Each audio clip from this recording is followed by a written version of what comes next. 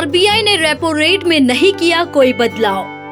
वर्तमान में 6.5% ही रहेगा रेपो रेट।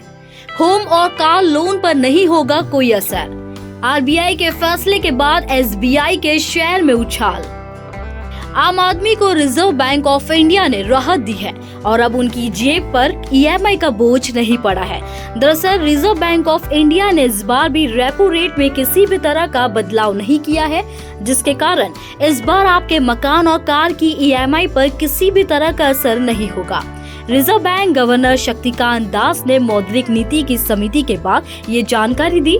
हालांकि पहले से ही उम्मीद की जा रही थी कि रेपो रेट को लगातार 7वीं बार 6.5% पर स्थिर रखा जा सकता है। दरअसल भारतीय रिजर्व बैंक ने पिछली बार रेपो दर में वृद्धि की थी। केंद्रीय बैंक ने पिछली बार 8 फरवरी 2023 को रेपो दर में इजाफा किया था। आरबीआई ने तब रेपो दर को 0.25 बेसिस पॉइंट यानी 0.25 बेसिस पॉइंट बढ़ाकर 6.5% कर दिया था। उसके बाद से एमपीसी की लगातार 6 बैठकों में इन दरों में किसी भी तरह का बदलाव नहीं किया था और इस बार भी यही उम्मीद की जा रही थी।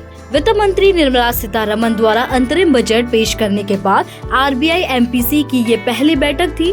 वही जानकारों का मानना था कि इस बैठक के नतीजों का ऐलान करते समय RBI governor Shaktikanta Das repo rate को स्थिर रख सकते हैं।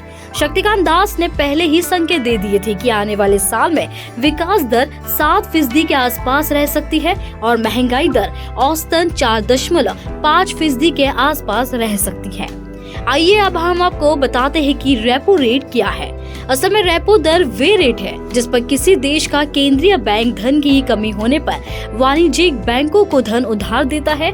रेपो दर का उपयोग मुद्रास्फीति यानी इन्फ्लेशन को कंट्रोल करने में किया जाता है।